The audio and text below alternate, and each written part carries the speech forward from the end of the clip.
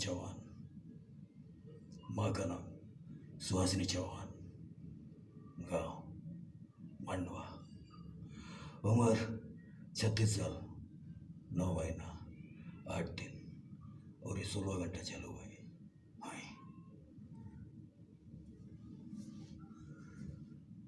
रिश्ते में तो हम तुम्हारे बाप होते हैं। नाम है शहनशाह। ऐसे ना जाने कितने बेहतरीन डायलॉग्स, कितनी बेहतरीन फिल्में। 50 साल से ज़्यादा हो गए, लेकिन इन सब में सिर्फ एक ही चीज़ कॉमन है, एक ही नाम कॉमन है, और वो नाम है अमिताभ बच्चन। जी हाँ, आज चर्चा करेंगे अमिताभ बच्चन की। अमिताभ बच्चन 11 अक्टूबर 1942, स्थान इलाहाबाद, जहाँ उनका जन्म हुआ। पिता थे हरिवंश राय बच्चन, जो हमारे राष्ट्र कवि रह चुके हैं। माँ थी तेजी बच्चन। वैसे तो हाउस वाइफ थी, लेकिन हरिवंश राय बच्चन की कविताओं पर स्टेज पर परफॉर्म भी करती थी। अमिताभ बच्चन को अभिनय का चस्का वहीं से लगा। जो अभिनय करने की प्रेरणा मिली वो उनको अपनी माँ को देख के मिली। बच्चन फैमिली जवाहरलाल नेहरू की फैमिली के बहुत करीबी थी। 40s में जाहिर है, बचपन में जब अमिताभ बच्चन छोटे थे तो उनका खेलना कूदना राजीव गांधी और संजय गांधी के साथ ही होता था, जो उनके हम उम्र थे। बचपन तो जाहिर है उनका जन्म बड़ी संभ्रांत परिवार में हुआ था, जो प्रधानमंत्री पद के परिवार के इतने करीबी थे। तो बचपन एक बड़ी अर्बन स्टाइल में बचपन बीता। पढ़ने में अच्छे थे, पब्लिक स्कूल में पढ़ाई लिखाई हुई, अच्छे कॉलेज में, कॉलेज एजुकेशन एक अच्छे कॉलेज में हुई। तो एक तरफ अपनी एजुकेशन की वजह से इंग्लिश तो उनकी बहुत अच्छी थी, दूसरी तरफ जो परिवार का माहौल था वो बड़ा साहित्यिक माहौल था। पिता बहुत बड़े कवि थे, तो घर में कवियों का आना जाना था, बड़े बड़े साहित्यकारों का आना जाना था। तो इस वजह से उनकी हिंदी भी बहुत अच्छी हो गई। अभिनय का शौक तो बचपन से था, तो कॉलेज कंप्लीट करने के बाद थिएटर ग्रुप ज्वाइन कर लिया और एक नौकरी भी करने लगा। और लगभग 6-7 सालों तक थिएटर में अपने आप को अभिनय की हर विधा से पूरी तरह पारंगत किया। जब अमिताभ को ऐसा लगा कि वो इस लायक हो चुके हैं कि फिल्मों में अपना भाग्य आजमा सकते हैं, तो लेट 60s में मुंबई आए। और ऐसा नहीं है कि उन्होंने ये फैसला कोई एक दिन में किया या घर से भाग के आए। परिवार को पूरी तरह बताकर, परिवार को कॉन्फिडेंस में लेके, माता पिता की अनुमति लेकर वो मुंबई आए। माँ तेजी बच्चन मीना कुमारी और नरगिस की अच्छी सहेली थी, अच्छी मित्रता थी इनकी। तो उन्होंने उन दोनों को भी कहा था कि मेरा बेटा मुंबई जा रहा है, तो आप लोग जरा उसका ख्याल रखिएगा, कहीं हो सके तो इसके बारे में बात कीजिए। तो नरगिस और मीना कुमारी प्रोड्यूसर से अलग अमिताभ बच्चन की पैरवी कर रही थी, लेकिन कहीं काम नहीं बन रहा था। नरगिस और मीना कुमारी की बातें सुनकर प्रोड्यूसर अमिताभ को बुला तो लेते, लेकिन जाहिर है उनका कद बहुत ज़्यादा था, 6 फीट 2 इंच से ज़्यादा उनकी हाइट थी और बहुत पतले थे। और चेहरा भी कोई ऐसा नहीं था कि जो उस दौरान के हीरो से मेल खाता था। कोई बड़ा कन्वेंशनल हीरो फेस नहीं था अमिताभ का, तो कोई उनको काम नहीं दे रहा था। अमिताभ तो अपना स्ट्रगल कर रहे थे कि बस एक फिल्म बना रहे थे, सात हिंदुस्तानी, उसमें उनको पहला ब्रेक मिला। अमिताभ को पसंद आया। अब्बास साहब ने अमिताभ का ऑडिशन लिया। ऑडिशन लेने के बाद जब अमिताभ ने ऑडिशन क्लियर कर लिया तो उनको कहा कि अब आप ये भूमिका कर रहे हैं, जो सात हिंदुस्तान में एक शायर की भूमिका थी। इस भूमिका के लिए मुझे आपका 1 साल चाहिए और 1 साल के लिए मैं आपको 5,000 दूंगा। जैसे ही अमिताभ ने 5,000 अमाउंट सुना तो थोड़े उदास हो गए।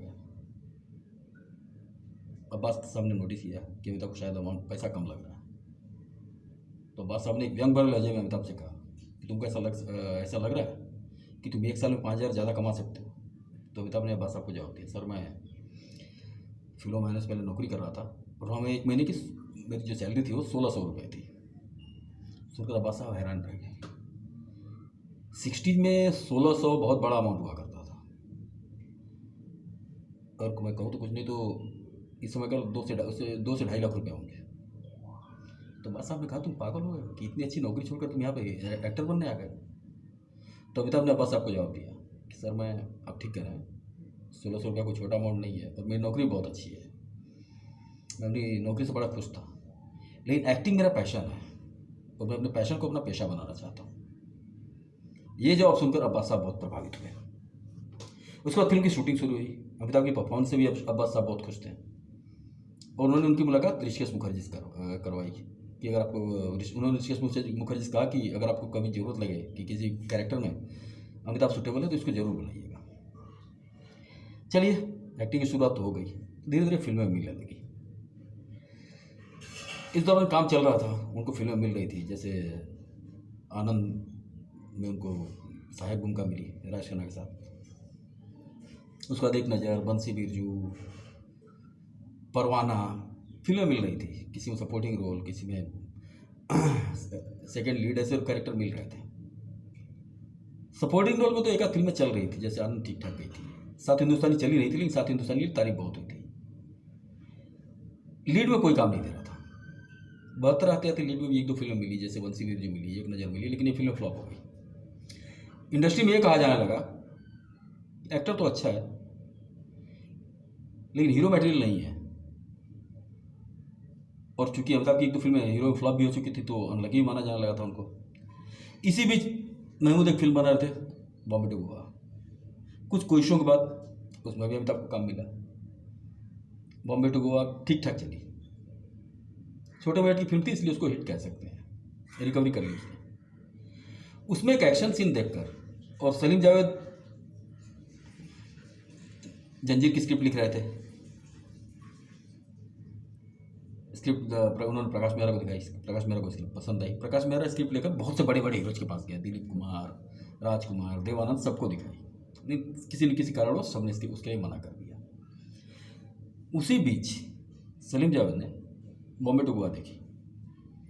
अमिताभ का काम उनको बड़ा पसंद आया। उन्होंने सलीम जावेद से कहा कि ये नया लड़का आया है, अच्छा है, आप इसको एक बार देख लीजिए। प्रकाश मेहरा ने देखी जंजीर, बॉम्बे टू गोवा।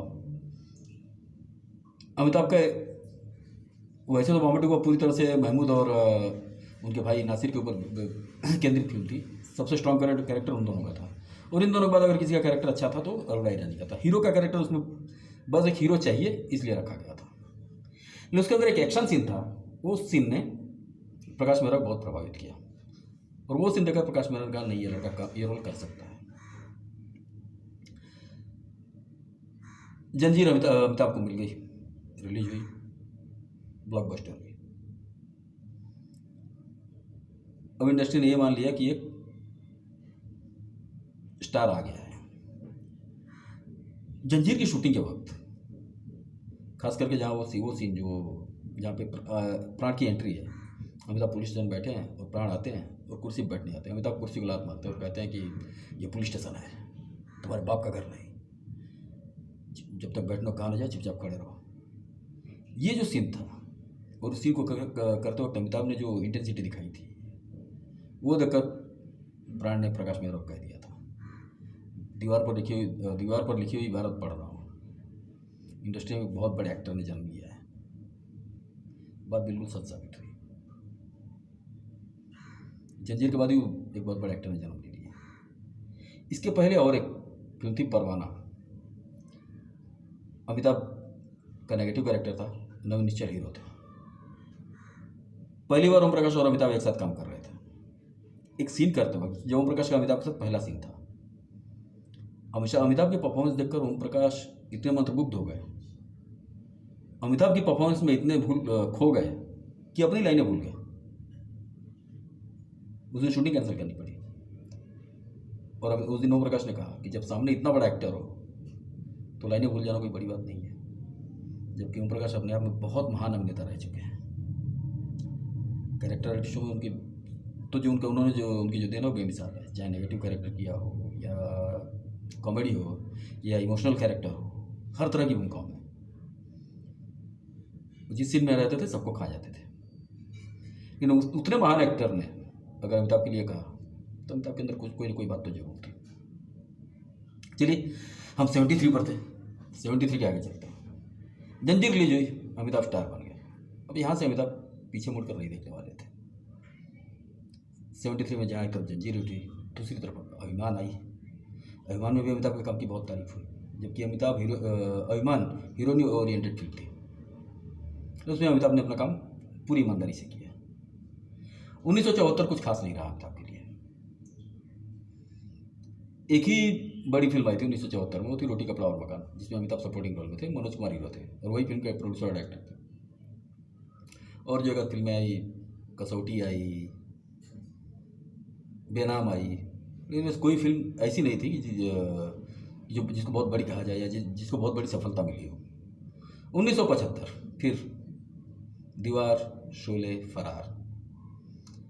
दीवार और शोले तो खैर बहुत बड़ी ब्लॉकबस्टर फिल्में थी। यहाँ फरार का जिक्र मैं इसलिए कर रहा हूँ, फरार रिलीज हुई, उसको औसत दर्जे की सफलता मिली, लेकिन क्रिटिकली बहुत अक्लेम हुई। और उसके अंदर सारे प्रमुख कलाकार, वो चाहे अमिताभ बच्चन हो या संजीव कुमार हो या शर्मिला टैगोर, सबने बेहतरीन अभिनय किया था। एक अलग तरह की फिल्म थी, एक खूनी की कहानी थी, जिसमें अपनी बहन का बदला लेने के लिए किसी का खून किया है और निजान बचाने के लिए बाकर जिस घर में आता है, उसी की पुरानी गर्लफ्रेंड का घर है, जिसकी शादी उस पुलिस इंस्पेक्टर से हो चुकी है जो उसको ढूंढ रहा है। और ऐसे एक घर के अंदर जितनी भी एक्टिविटीज़ थी वो हो रही थी। बहुत अच्छी फिल्म थी, लेकिन पता नहीं क्या कारण था कि दर्शकों को पसंद नहीं आई। जहाँ तक मैंने वो फिल्म देखी है, मुझे बहुत पसंद आई। और कोई कमी लगी तो मुझे उसमें लगी, तो वो कभी प्रोडक्शन वैल्यू की लगी, प्रोड्यूसर की तरफ से मुझे कुछ कमी लगी। मुझे लगता है कि उस फिल्म को थोड़ा और रिच बनाया गया होता, थोड़ा और खर्चा किया गया होता, तो शायद बात कुछ और होती। लेकिन फिर भी सबने अपना काम बहुत अच्छा किया था, चाहे वो डायरेक्टर का काम हो, राइटर का काम हो या एक्टर्स का काम हो, सबने बेहतरीन काम किया था। कुछ कमी लगी तो वही छोटी मोटी प्रोडक्शन वैल्यू कमी लगी थी। खासकर फिर क्लाइमेक्स में तो कुछ ज़्यादा कमी लगती है कि जहाँ पर अमिताभ मरते हैं, ना मुझे लगता है थोड़ा और क्राउड होना चाहिए था, कुछ और पुलिस वाले होने चाहिए, तो उस दिन थोड़ा और ग्रैंडर के साथ पिक्चर किया जाता तो शायद बात कुछ और होती। खैर 1975 चला गया, आया 1976, फिर हेरा फेरी, खून पसीना। अब अमिताभ लगातार सफलता की नई ऊंचाइयां चढ़ रहे थे। 76 गया, 77 आया, हमारा अकबर एंथोनी, परवरिश, बातें चल रही थी। इसी बीच 1976 में दो अनजाने आई, अमिताभ और रेखा की प्रेम कहानी यहाँ शुरू हुई, जो आगे बढ़ती जा रही थी। 1978 मुकद्दर का सिकंदर, त्रिशूल।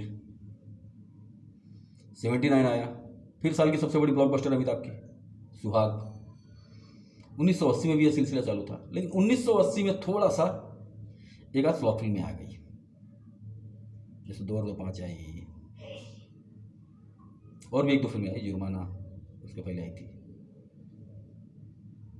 तो यहाँ से अमिताभ ने थोड़ा प्रयोग करना शुरू किया। 1981 अमिताभ थोड़ी अपनी फिल्मों को चुनने के मामले में थोड़े चूजी हो गए थे, लेकिन काम नहीं कर रहा था। या फिर 1981 में उनके काम मनमोहन देसाई है, जिनकी नसीब ब्लॉकबस्टर हुई, वरना बाकी फिल्में कुछ खास नहीं चल रही थी। फिर आ गया 82। 1982 में अच्छी फिल्में तो आई, बेमिसाल आई, शक्ति आई, ये फिल्में अच्छी थी, क्रिटिकली एक्लेम्ड हुई, कुछ खास चली नहीं। 1982 में कुली की शूटिंग चल रही थी, और एक शायद अमिताभ के जीवन का सबसे बड़ा हादसा हुआ।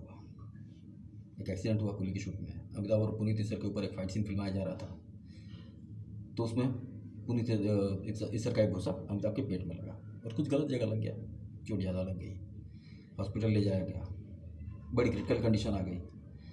ऐसा लगने लगा कि शायद अमिताभ वापस नहीं आएंगे हॉस्पिटल से, और या अगर वापस आएंगे तो अपाहिज बनकर ज़िंदगी भर रहेंगे।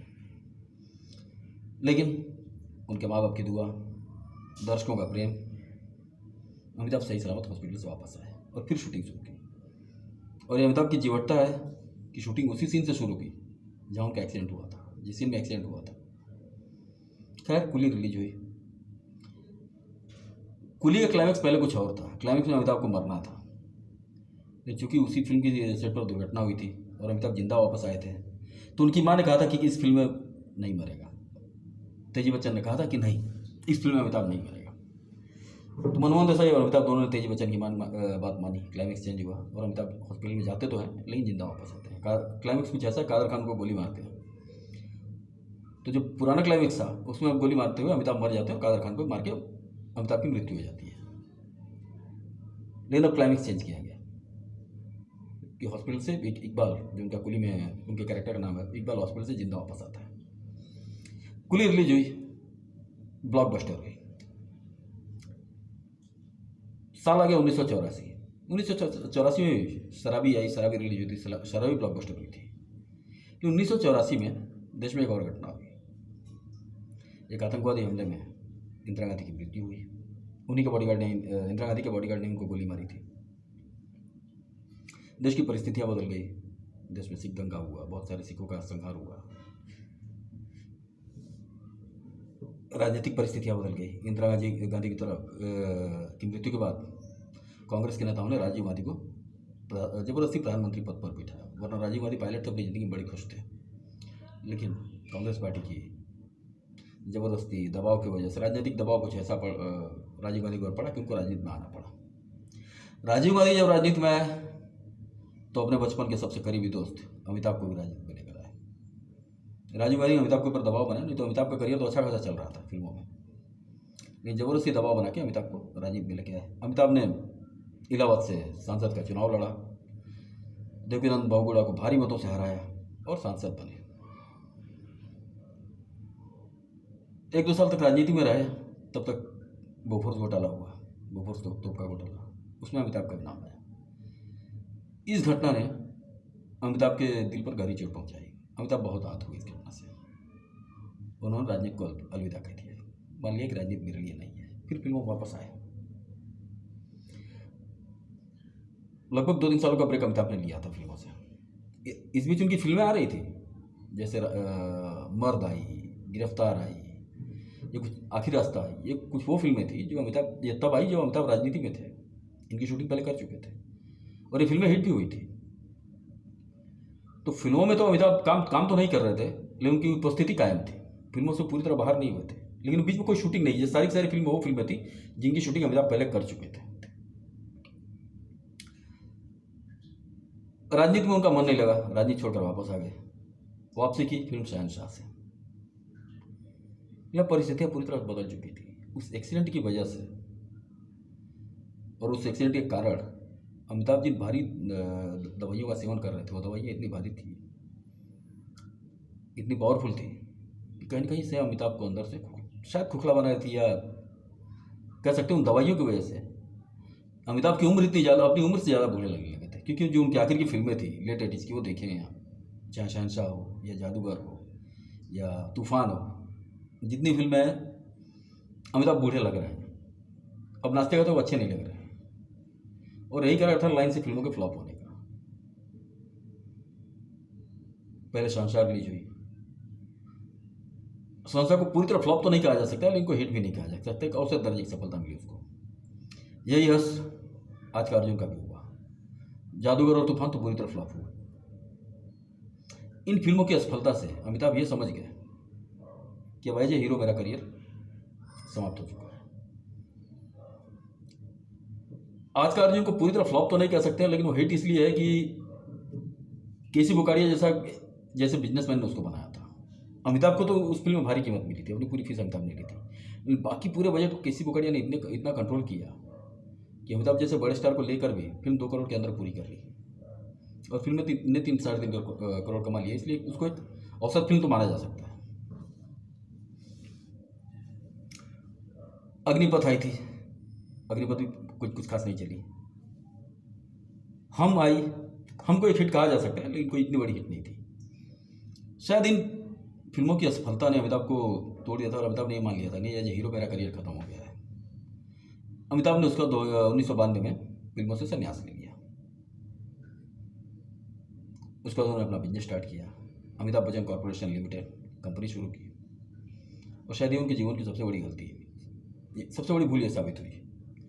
इसने मिस वर्ल्ड प्रतियोगिता का आयोजन किया, पहली बार भारत में हुआ था, और कंपनी ने अमिताभ बच्चन को आप ये कह सकते हैं कि सड़क पर लाकर खड़ा कर दिया।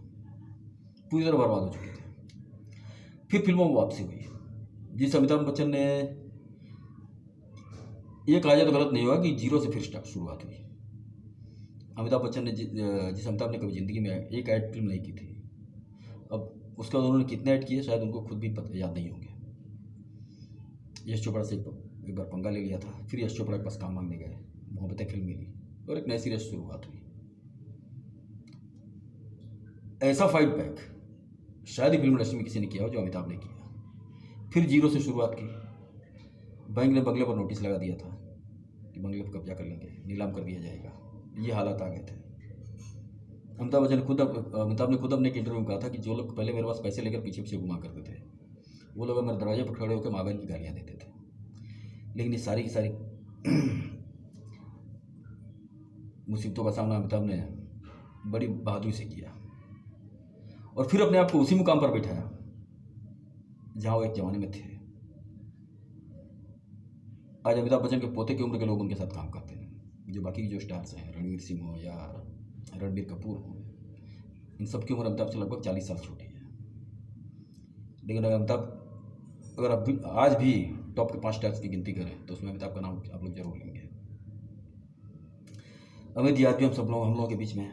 ऐसा नहीं है कि उनके साथ में स्कैंडल्स नहीं हुए, उनका नाम रेखा के साथ जुड़ा, वरुण बाबू ने उनके ऊपर तरह तरह के इल्जाम लगाए, लेकिन सारे स्कैंडल से अमिताभ ने अपने आप को बखूबी बाहर निकाला। रेखा के साथ तो उनका अफेयर जो था वो तो सच्चाई थी, अब चाहे वो सच हो या झूठ हो, लेकिन ये अफेयर एक ऐसा अफेयर रहा है जिसका फिल्म इंडस्ट्री में हर व्यक्ति ने पूरे दिल से सम्मान किया है। अगर ये स्कैंडल रहा हो तो स्कैंडल को भी फिल्म इंडस्ट्री के हर व्यक्ति ने सम्मान दिया है। किसी ने कभी इसके बारे में कोई ओछी टिप्पणी नहीं की। आज भी अमिताभ बच्चन हमारे बीच में है, उसी मेहनत से, उसी जुनून से अपना काम कर रहे हैं, उसी ईमानदारी से अपना काम कर रहे हैं। ईश्वर उनको लंबी उम्र दे, उनकी लंबी उम्र की कामना करते हुए मैं आज अपना एक एपिसोड समाप्त करता हूँ। नमस्कार, धन्यवाद, आप लोग अपना ख्याल रखिए।